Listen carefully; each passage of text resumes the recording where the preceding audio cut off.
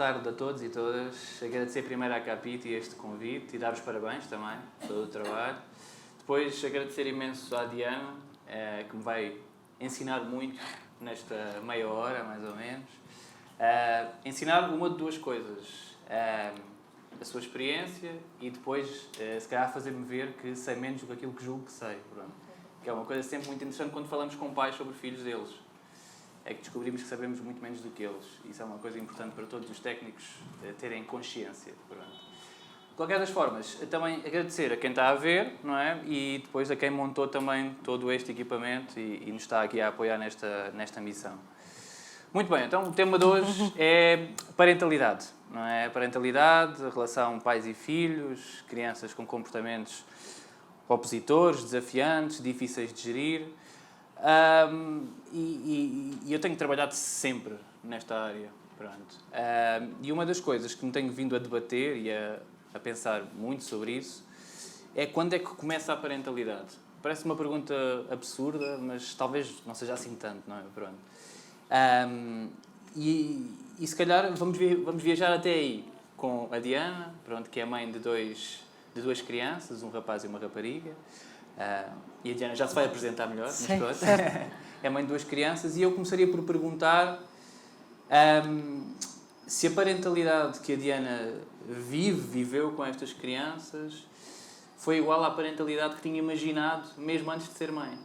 Que é uma pergunta sim, difícil. É uma pergunta difícil, mas eu acho que isso, a parentalidade também, na verdade, quando se concretiza, nunca é o que nós sonhamos, mesmo quando temos os chamados filhos regulares e que são fáceis e que a pessoa vai descobrindo com facilidade como educar. Existem fáceis? É isso que eu digo, eu acho que existem os mais fáceis que outros, não posso dizer sem que dúvida, não. Sem dúvida. Isso acho.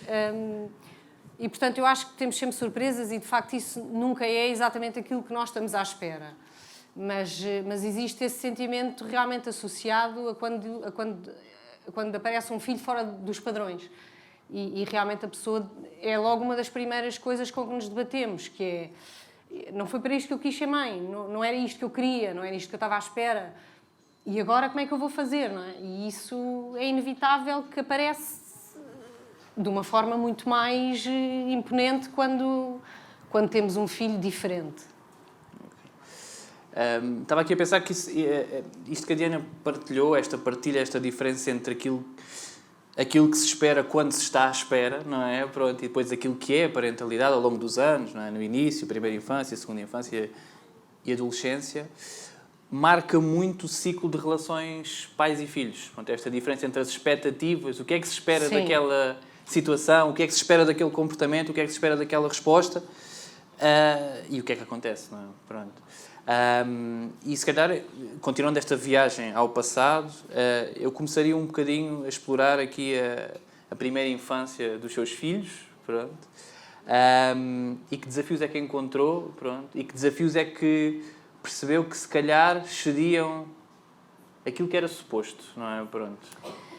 Pronto, no caso do meu filho, realmente ele tinha uma agitação enorme, tinha realmente uma incapacidade de se adaptar a uma data de contextos, contexto escolar, mesmo o contexto em casa. Ele foi o meu primeiro filho, portanto, eu não tinha outra referência e, portanto, há ali uma fase em que eles são pequenos e a pessoa não sabe, não teve filhos, por muito que conheça crianças, é sempre diferente quando são os nossos e estão em nossa casa. Mas eu acho que há aquele sexto sentido e cedo nós começamos a perceber que há realmente alguma coisa ali que não está bem, que não é suposto ser assim, ou que nos desperta essa preocupação de... Há qualquer coisa ali a mais, que nós temos que ir perceber, ou pelo menos no meu caso, eu senti esse impulso de ir perceber o que era e o que é que eu podia fazer em relação...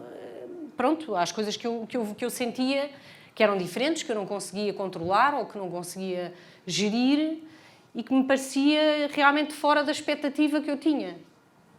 Não sei se... Sim, não, isso respondeu completamente. Na verdade, eu estava a ouvir há pouco a anterior, aliás, conferência, pronto. Eram de uns jovens com potencial, achei. Nota-se que eram jovens com muito potencial. E estava-se a falar um bocadinho da dificuldade que é assumir uma doença mental. Pronto. Sim. O peso que tem socialmente, ou que pode ter socialmente, e que pode ter nos vários contextos sociais. Mas eu noto que os pais também sofrem dessa dificuldade em assumir que o filho necessita de ajuda ou que eles próprios necessitam de ajuda. Não sei se a Diana sentiu isso, porque eu sinto isso diariamente, não é? Pronto. É difícil para os pais pedir ajuda por todo o peso que isso traz. É claro que o peso não é só social, depois também poderei falar um bocadinho sobre isso, mas o que é que sentiu quando tomou aquele passo de algo não está bem com o meu filho, não é? Ou algo não está bem connosco, não é? Pronto. Eu arriscaria, nunca tive nenhuma doença mental, não é? Portanto, eu não posso exatamente aqui fazer a comparação, mas quase que arriscaria dizer que é pior assumirmos isto em relação a um filho do que a nós próprios.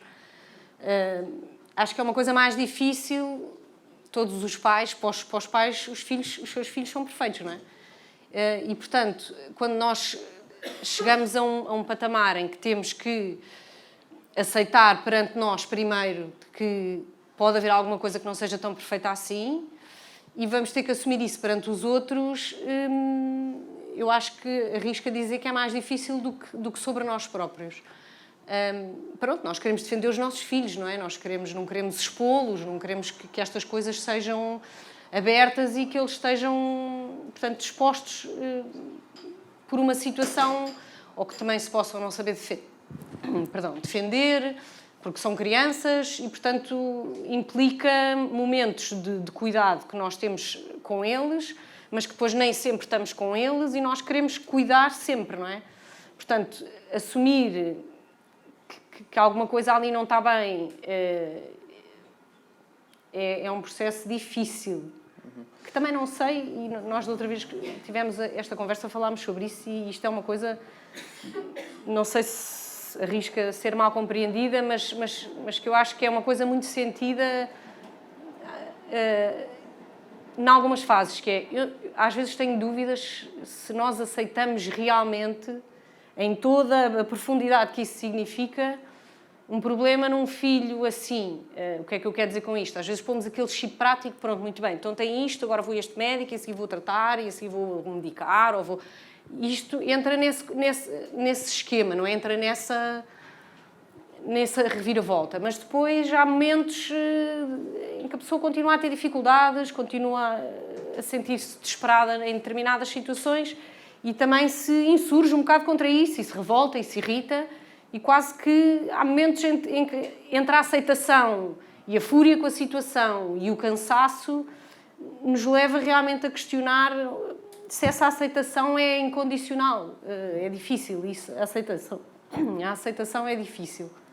Sim, tínhamos falado sobre isso noutra conversa que tivemos, esta questão da aceitação, e eu tinha transmitido isso à Diana, pronto, de eu achar que as pessoas acham que uma coisa aceita é um momento, não é? Pronto, eu aceitei, não é? Eu aceitei que tenho um filho diferente, ou aceitei que tenho um filho que excede os meus recursos de resposta familiar, emocional, etc. A aceitação é, na verdade, um processo. E um processo que tem uma espécie de... Faz-me lembrar aqueles filmes em que sai o número 1 e depois, passado uns anos, 2, e depois, passado uns anos, sai a prequela, que era antes do 1, Sim. Não é? Pronto. E nós parece que ficamos sempre naquele loop infinito, não é? O que vai sair a seguir? É a seguir à história ou é ainda para trás? Pronto, não quero estar a falar da Guerra das Estrelas, que é o exemplo óbvio, mas é uma espécie de ciclo infinito. E eu acho que a aceitação de que um filho tem um problema, pronto, é um ciclo infinito de aceitação. É um processo com muitas fases distintas e que começa, na minha ótica, muito antes de ir a uma primeira consulta. Sim, não é? sim. Começa num debate interno. Sim. Muitas vezes, aliás, quer-se que muitas vezes ele seja entre par, ou seja, entre a mãe e o pai, isso nem sempre é assim, pronto. O que torna às vezes o debate mais solitário. Mas há um debate interno antes de ir a uma primeira consulta. Pronto. Não conheço nenhum pais que tenha tido em consulta e noutros contextos muito variados em que eu trabalho, não conheço nenhum pais que não tenham na assunção de uma dificuldade do filho ou de um problema do filho, vamos chamar assim de uma forma mais geral, que não guardem um sentimento de será que eu falhei? Será que eu falhei? Não é? Será que parte disto é minha culpa? De alguma forma. Pronto. Não estou a dizer que esse sentimento está errado ou certo, os sentimentos nunca estão errados nem certos, mas os pais partilham muitas vezes, às vezes numa primeira abordagem comigo, outras vezes mais tarde, ao longo do processo, esse sentimento de que eu acho que podia ter feito de uma certa forma, eu poderia ter sido de uma certa forma para com ele, pronto. O que às vezes é muito cruel, porque às vezes nada tem a ver com isso, não é? Não sei se a Diana passou por esse processo em algum momento de pensar, será que a culpa é minha? Será que isto é da minha educação? Estou a usar assim um jargão mais geral. Em relação, portanto, ao diagnóstico, eu nunca senti isso, na verdade. Mas acho que se sentisse todos os dias, se nós conseguirmos fazer deles o melhor que eles podem ser, tendo em conta estas diferenças. Porque nisso falhamos todos os dias, porque se já falhamos numa educação regular, então com miúdos que são desafiantes, que têm dificuldades, que são muitas vezes becos sem saída e nós não sabemos como é que vamos ultrapassar, claramente temos essa sensação de falhanço redondo. Sim, mas nessa questão do diagnóstico, não tive. Pronto, acho que as coisas são o que são. Sim, acho que, pronto, lá está, o sentimento de culpa está aí. Sim, onde é que ele se projeta? Depois tem vários caminhos. Agora, estava aqui curioso, até porque nunca ouvi falar de como é que é o dia de uma família com uma criança opositora ou desafiante. Que ninguém aqui tem, de certeza. De crianças altamente tranquilas, pronto, de certeza. Deus queira que tenham. Pronto, é assim, eu acho que a grande dificuldade é realmente... Há duas coisas muito práticas, que é como é que educamos um filho que não aceita uma... Ou seja, quando nós educamos os nossos filhos e eles têm consequências quando têm atos que são errados e nós os queremos fazer explicar que não é assim, seja chamado de castigo ou outra coisa qualquer, quando surge uma situação em que existe uma criança que não só é opositora em todo o tipo de comportamentos e depois, por outro lado, nada disto surte efeitos e não tem resultado, não é? Chegamos a um ponto em que pensamos como é que eu vou educar uma criança se ela não responde absolutamente a ação nenhuma minha, não é? Ela fica de castigo e ela não se modifica. Portanto, nada resulta. Então, como é que eu vou fazer? Portanto, é difícil.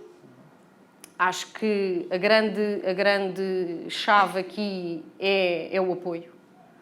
É o apoio, é a ajuda, é perceber, é conhecer, porque realmente é uma cabeça tão diferente, que funciona de uma maneira tão diferente, que para nós é quase uma aprendizagem do zero de como é que uma cabeça pode funcionar, não é? Num filho chamado regular, nós conseguimos antever determinados comportamentos, conseguimos antever que ela vai ficar de castigo e assim não vai fazer, não é? O miúdo fica de castigo 1000 vezes e não muda comportamento nenhum. O miúdo que diz que não a tudo e que não há nada que o demova e que não quer fazer e que não... como é que nós vamos fazer, não é? Claramente está fora dos nossos recursos. Está fora dos nossos recursos todos que possamos ter na manga para usar. E, portanto, se nós não formos procurar ajuda em quem saiba sobre isto, em quem nos faça compreender também o que é que vai na cabeça deles, e quase que andamos ali num braço de ferro com uma pessoa que precisa de ajuda mais do que de outra pessoa do lado de lá, não é? O opositor já ele é. Se nós nos vamos pôr por oposição a uma cabeça assim, certamente não vamos a lado nenhum, não é? Eu acho que uma das coisas importantes é perceber logo isso, que o caminho nunca pode ser esse. Mas pronto, mas é um trabalho contínuo porque é muito antinatural, não é? Tudo o que nós aprendemos é quase tudo o que não devemos fazer, ou o que fazíamos, isso é igual a nada ou pior. E a pessoa sai de lá a pensar, realmente, sou uma porcaria porque eu estou a fazer tudo mal, e porque afinal não sei nada disto, e porque afinal lá está. Eu estou a fazer pior, se calhar não tenho culpa, mas estou a fazer pior porque em vez de o ajudar, estou a fazer tudo o que não devo fazer, não é? E depois modificar tudo isso, instituir isso tudo em rotinas diárias que se modificam e que têm impacto em todos, é um desafio que também acho que está sempre presente. Acho que nunca mais desaparece. Ok. Sim, acho que acaba por ser um desafio contínuo e eu tenho essa percepção na ótica do utilizador, não é? porque julgo sempre que a próxima fase vai ser mais tranquila, até o meu filho me desmentir claramente desse facto. E os pais também atravessam um pouco ao longo de anos de acompanhamento, às vezes atravessam um pouco essa travessia de terem sempre a esperança que vai ser mais tranquilo, mas percebem sempre que vêm aí desafios novos e desafios diferentes.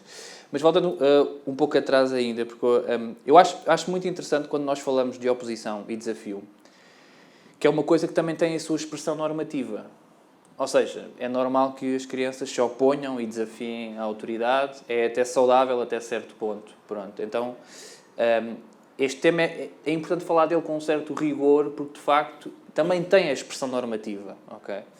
O que estamos a falar, quando falamos da experiência da Diana ou de outras experiências, pronto, estamos a falar de um padrão repetitivo, recorrente, de um comportamento que cria uma destabilização, quer no próprio que o faz, quer no sistema familiar, com impactos negativos quase em multidireções, não é? Pronto. Sim. Impactos negativos na vida dos irmãos, na vida do casal, na estabilidade emocional da mãe, do pai, na qualidade do trabalho da mãe e do pai, pronto, na estabilidade emocional dos professores, no contexto escolar, pronto, isto é quase, não é? Pronto, é quase impactos variados em múltiplos contextos, pronto, também depende de cada situação.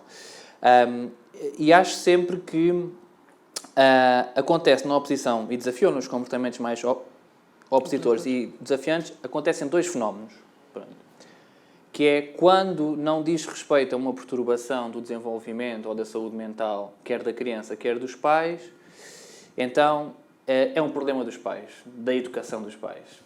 Pronto. O que também não é verdade. Okay? Nenhum de nós, penso eu, nasceu pai, não é? Pronto. Ou seja, nasceu a saber tudo o que deve fazer com um filho, pronto, sem necessitar de qualquer ajuda, não é? De saber nada do que acontece.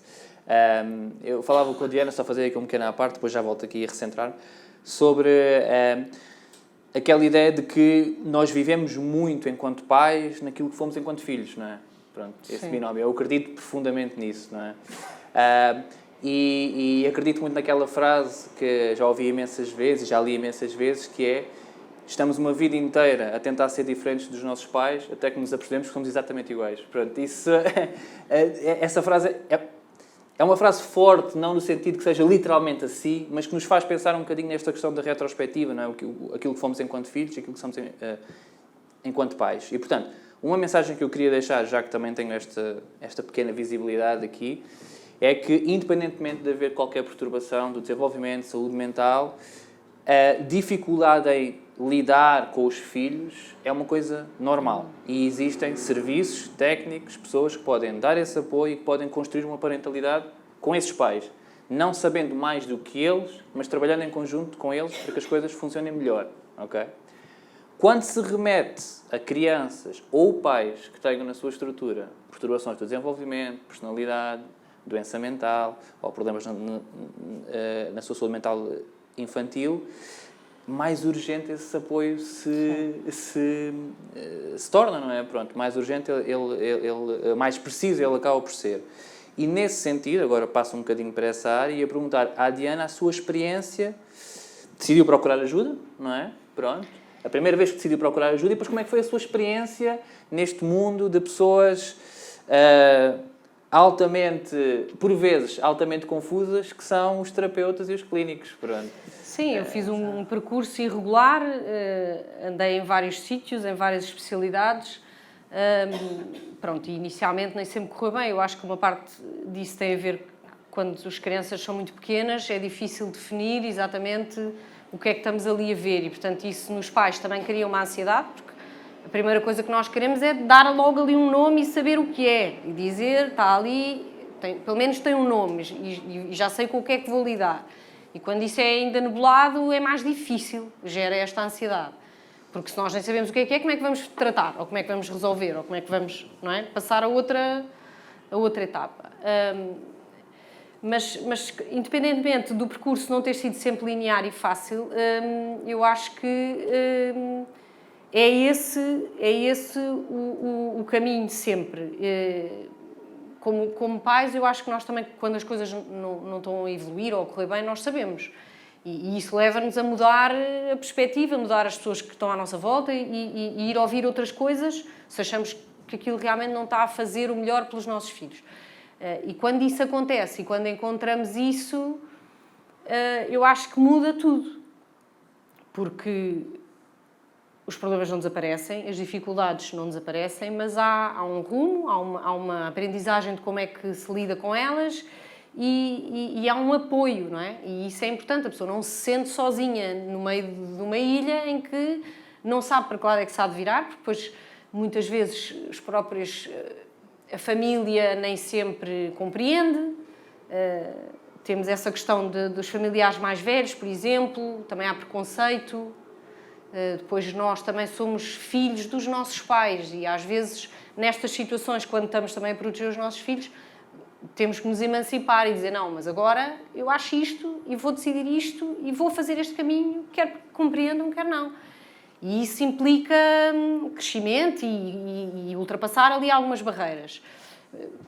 Os amigos também nem sempre, com toda a boa vontade, nos conseguem perceber, porque não vivem isto e é importante realmente alguém que nos ouça, que percebe exatamente aquilo que nós estamos a dizer, que conhece miúdos assim, conhece famílias assim e que isto é uma coisa que nós não estamos a falar não é, com pessoas que não percebem nada do que é que estamos a dizer. Isso é muito importante, essa sensação de conforto e de apoio para os pais, eu acho. Sim, isso faz-me passar para outro tema, não é? Pronto. Mas rematando um bocadinho o tema do apoio clínico, eu acho que é muito comum esta viagem, pelo menos eu encontro bastante, esta viagem entre muitos profissionais diferentes, não é? Pronto, a tentar identificar o que é que se passa com o meu filho mal comportado, estou a usar assim um termo que acho que toda a gente consegue identificar, minimamente, e passam por vários profissionais e em cada um deles é dito uma coisa diferente, não é? Pronto. Desde aquele que diz mas isso com o tempo vai lá, não é? Pronto. Sim, começa sempre um bocadinho assim, deixa ver. Sim, o tempo tem uma função muito mais degradadora do que transformadora, na verdade. Pronto, isso é um mito. Podíamos alongar-nos sobre isso, mas pronto. Mas maus padrões ao longo do tempo não favorecem. Maus padrões relacionados ao longo do tempo têm exatamente o efeito contrário. Mas, basicamente, passando pelo técnico que diz que com o tempo vai lá, pronto, e não estou aqui a falar dos pediatras, eu adoro a minha pediatra, se ela está a ouvir, nada tem a ver com ela. A pediatra do meu filho não é... Pronto, eu, na verdade, sinto como minha. Na verdade, sinto como minha. Tal é a osmose entre pais e filhos, que eu, na verdade, sinto como a minha pediatra. Pelo menos eu, quando vou lá, sinto-me mais escutado do que será o meu filho. Pronto, então, aí, é mais ou menos a mesma coisa. Pronto. Mas pronto, passando por depois... muitos técnicos que facilmente depositam a responsabilidade inteira nos pais e naquilo que são os seus métodos educativos, pronto.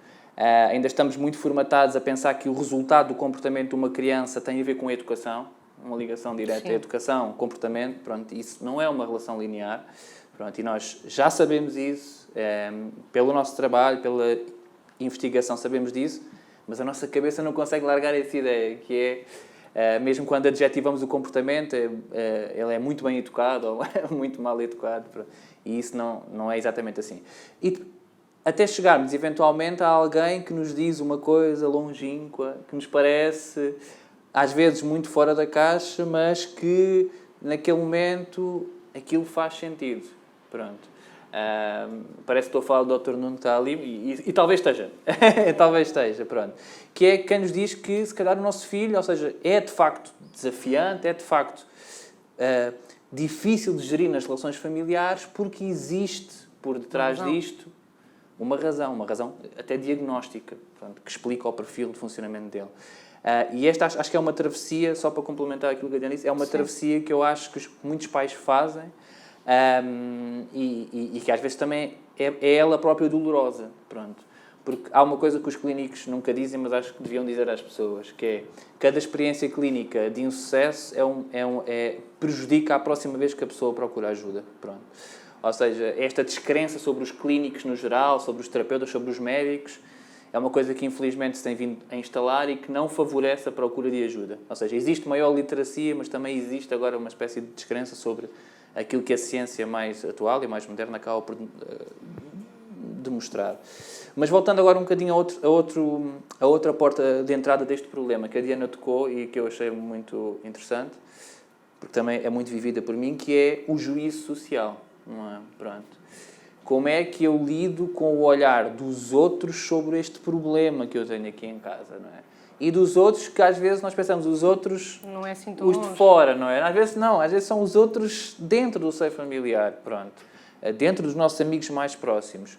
Como é que os pais lidam com isso? E se calhar a Diana já tocou um pouco nesse tema, mas eu ia reforçar essa pergunta porque eu acho que é algo que é daqueles pinpoints, que é isto que estamos a falar, todos os pais com esta dificuldade sentem-se ajuizados. Pronto. Às vezes mais do que suportados. Que é, pronto, é um desequilíbrio que às vezes não corre bem. Mas a Diana agora se calhar pode nos dar aqui... Sim, eu acho que aqui é uma coisa importante, isto fica muito visível porque como são estes miúdos muito opositores e contêm comportamentos geralmente muito errados em determinados ambientes, as pessoas acabam por se aperceber, não é? E, portanto, claro que a primeira coisa é logo eles são muito mal educados. Portanto, isso temos, mas a primeira, a segunda e a 10ª, e eu ainda hoje, depois de reuniões quase quinzenais com escolas, em que explico uma data de coisas, em que a Daniela vai comigo ao colégio, fala com toda a gente, ainda hoje às vezes eu vou lá e não há reunião nenhuma em que não surja, mas ele é muito mal educado. E eu penso, pronto, então, perante isto, eu acho que é assim, tudo o que é coisas mentais que não se vêem são muito difíceis de medir e depois dão trabalho, não é? Por exemplo, posso contar até aqui um exemplo prático pequeno, mas que é uma coisa muito clara. Houve um dia que a professora veio-me dizer o seu filho está à porta do gabinete da diretora e está aos gritos a dizer imensos palavrões. Ele é muito mal criado. Eu disse assim, olha, acha que ele é burro. Ele está ali. Aquela pessoa está lá dentro e ele sabe que aquilo lhe vai causar problemas. Ele não é burro, portanto, ele claramente, se ele conseguisse controlar e perceber e evitar isso, ele ia fazê-lo. Portanto, isto não é porque ele é mal educado. Agora, não podemos fazer obrigar isto a entrar na cabeça de uma pessoa que a primeira coisa que diz é esta e dali não sai. Eu não consigo explicar muitas vezes que um comportamento destes possa não estar associado a uma questão de educação. Ou então pergunto-lhe a seguir, mas acha que eu estou à porta de algum sítio a dizer palavrões e é comigo que ele aprende? Quer dizer, a certa altura isto depois cai um bocado no pouco lógico, mas pode vir a dizer, é real. Se a professora o irritar, pode vir a dizer. Mas quer dizer, não é? São coisas ao mesmo tempo parvas, não é? Que é como outras questões de tem que estar à frente. Porque é desatento, porque se perde, porque ouve as coisas e está debaixo da mesa sentado e não está a ouvir nada. Mas isso é tudo conversa, porque ele é bom aluno. Pronto, e lá está, não se vê. Mas a menina que é pitosga, amorosa, está sentada na fila da frente, porque se vê porque ela precisa dos óculos. E o outro que está a rebolar debaixo da mesa e a pintar o chão, ninguém vê que aquilo não é normal, não é? Quer dizer, a certa altura, eu acho que há uma parte disto que cai tanto no ridículo que eu também não percebo. Eu acho que dá trabalho, acho que é difícil. Mas realmente acho que há coisas que estão ali tão à frente do nosso nariz que é difícil não ver. Mas agarram-se logo a isso, lá está. E se calhar também acham que em casa, nós estamos todos debaixo da mesa e que o menino também come e é educado assim, estamos todos nessa... Não é? Quer dizer, não faz sentido às vezes estas coisas, mas é fácil dizer, não, ele é mal educado e tem que ser castigado e acabou. Pronto. E então experimentem, castigam 20 vezes, percebem que não têm resultados e depois continuamos nisto.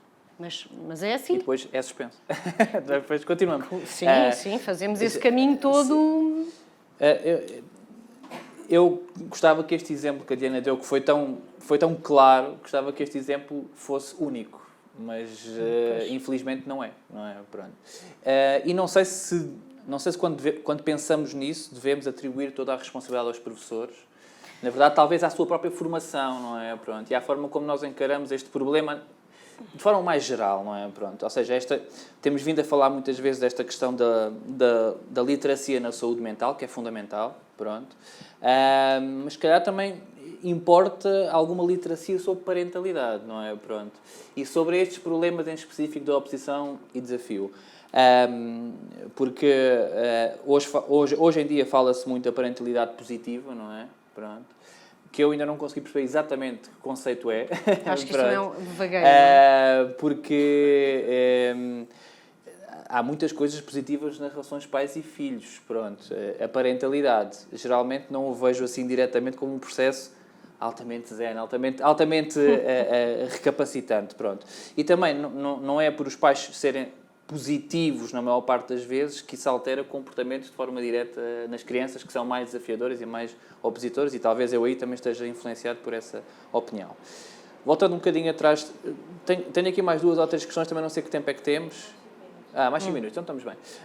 Voltando aqui um bocadinho atrás, que era, quando olhamos para estes miúdos, até pelo cansaço que nos causam, muito cansaço aos pais, muito cansaço aos professores, até muito cansaço aos clínicos, às vezes, né? Nestes processos que também não são fáceis. Olhando para estes miúdos, é muito difícil arrumarmos em nós a ideia de que eles não são culpados.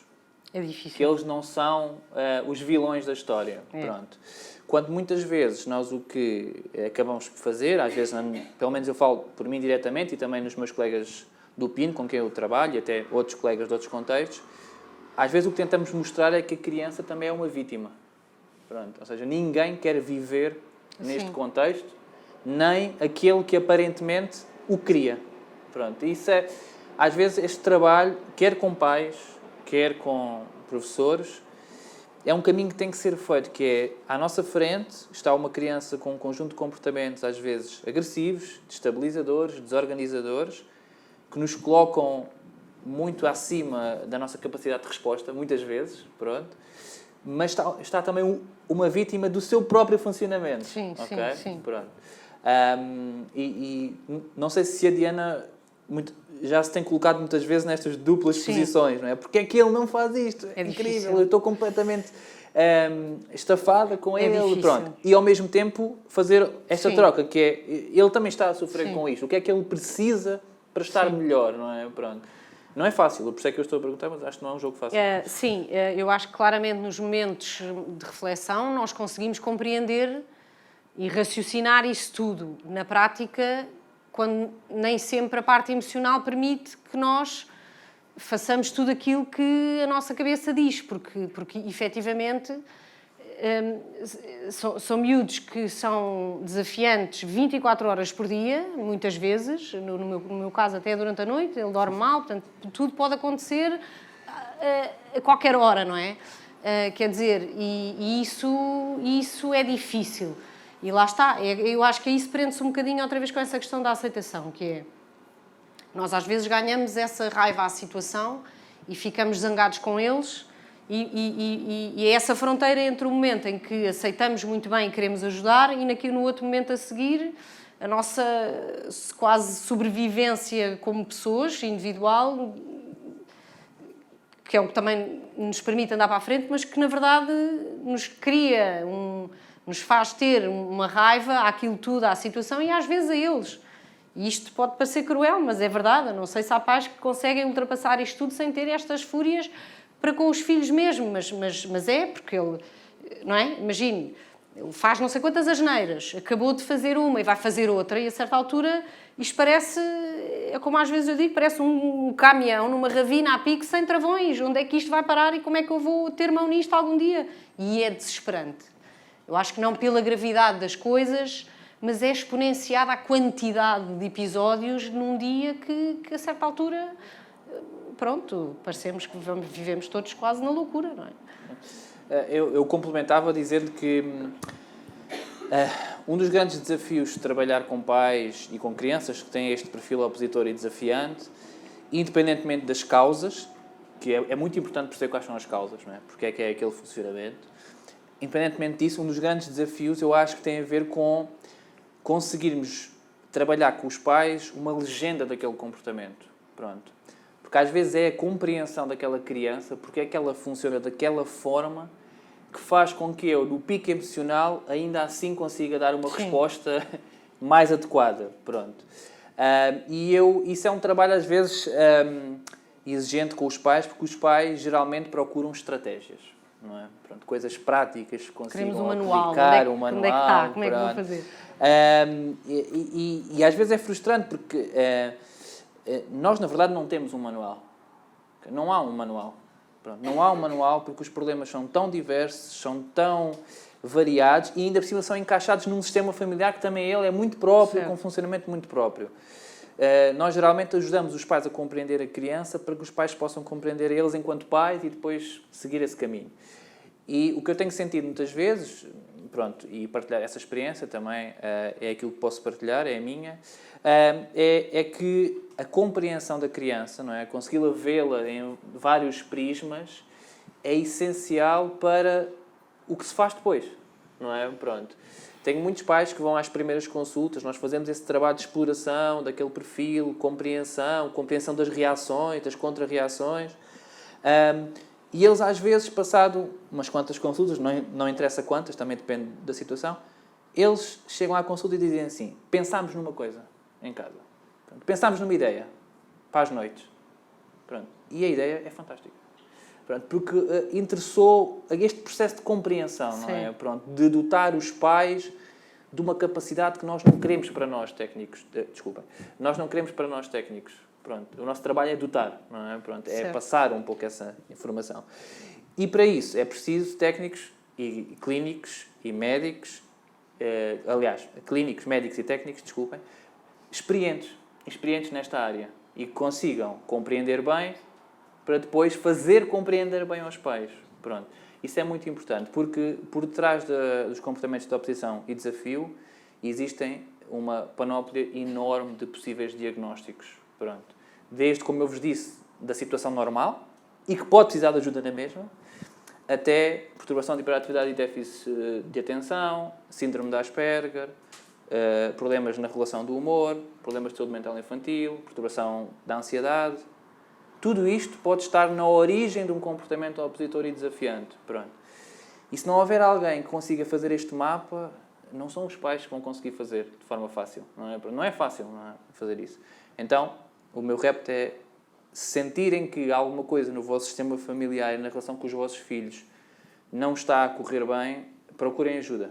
Porque não é fácil perceber o que é que não está a correr bem num sistema tão complexo como é uma família. Ok? Pronto. E, portanto, isto é uma espécie de mensagem, não é? Pronto. Que eu também queria deixar. Acho que estamos na reta final, não é? Pronto. E se calhar deixamos aqui um espacinho para perguntas, para algumas perguntas. Alguns comentários até que possam querer fazer. Eu até perguntava, Diana, Sim. como é que é a relação com a irmã, neste caso?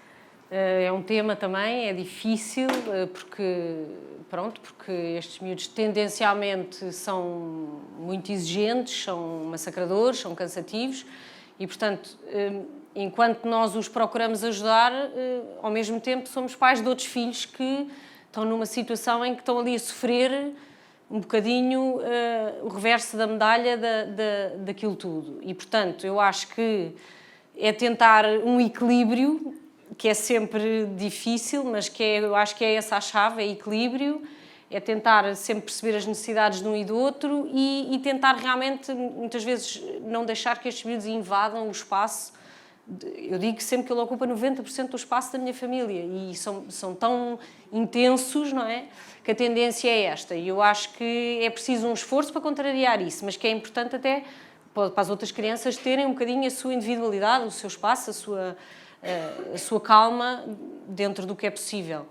Mas em última análise, a vida dela é esta, a família dela é esta e ela vai ter que aprender a crescer e a viver nesta realidade que é a dela, numa família que funciona assim, como nós também, quando tivemos um filho assim, tivemos que aprender. Eu acho que isto também traz mais valias para outros miúdos se tentarmos, não sei se sabemos sempre como pais, mas se tentarmos que isto seja uma coisa positiva também na vida dela, não é? Vai-lhe dar competências, portanto, mas equilíbrio, malabarismo.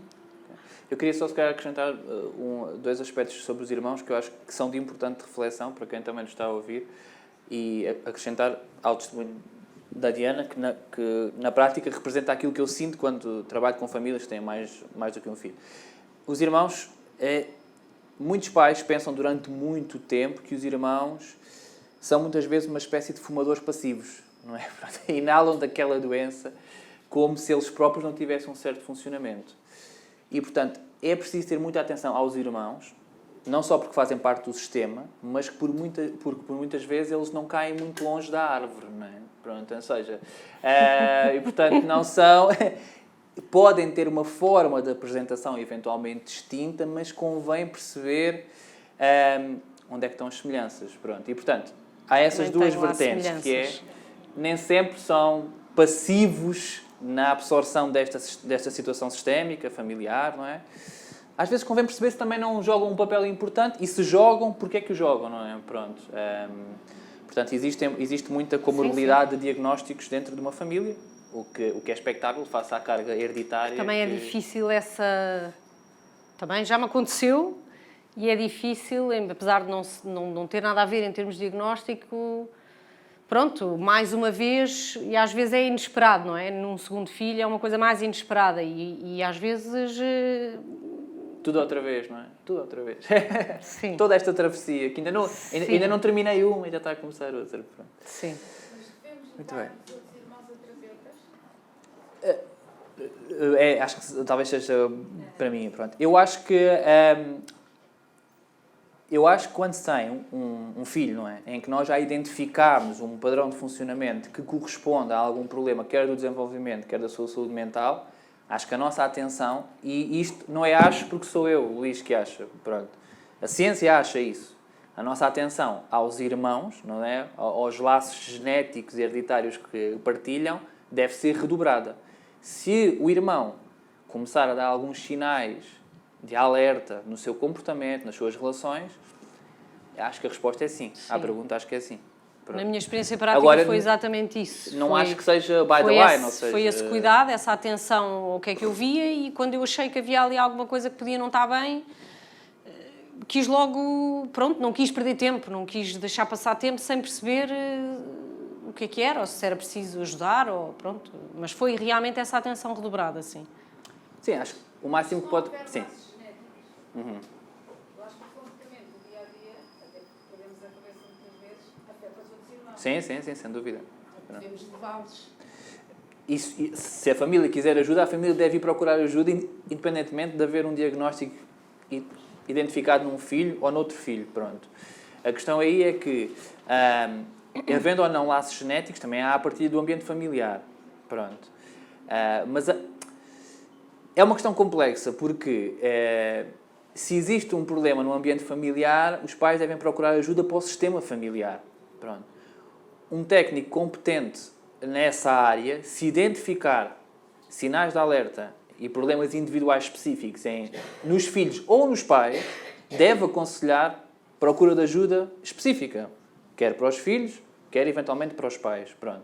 E, portanto, eu diria, genericamente, havendo ou não laços genéticos, se existe um problema no sistema familiar, que pode ser gerado por um filho, pode ser gerado por dois, pode ser gerado por todo o sistema, pronto, acho que os pais devem procurar ajuda. E nessa ajuda, sendo uma ajuda competente, vão falar dos filhos, vão falar sobre eles, essa ajuda, sendo competente, deve reencaminhá-los se sentir necessidade de haver um acompanhamento ou uma avaliação individual a um dos elementos do próprio sistema.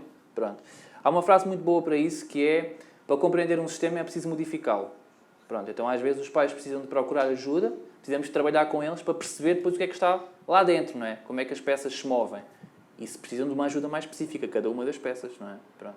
Nós às vezes temos pais em que encaminhamos os pais para um acompanhamento psiquiátrico ou psicológico individual. À parte, as questões sistémicas, pronto. E muitas vezes acontece isso que a mãe estava de certa forma a sugerir, que é recebemos os pais para procurar ajuda na formação parental ou no suporte parental, que é um termo que eu gosto mais. Nós não formamos pais, isso é um termo péssimo. Pronto. Nós não formamos pais, nós apoiamos os pais e suportamos os pais. Pronto. Os pais não se ensinam, não se formam.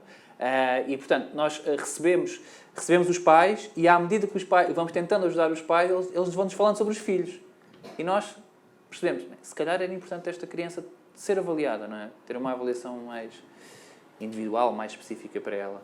E, portanto, sim, acho que lá está. É a mesma ideia de ser um sistema, não é?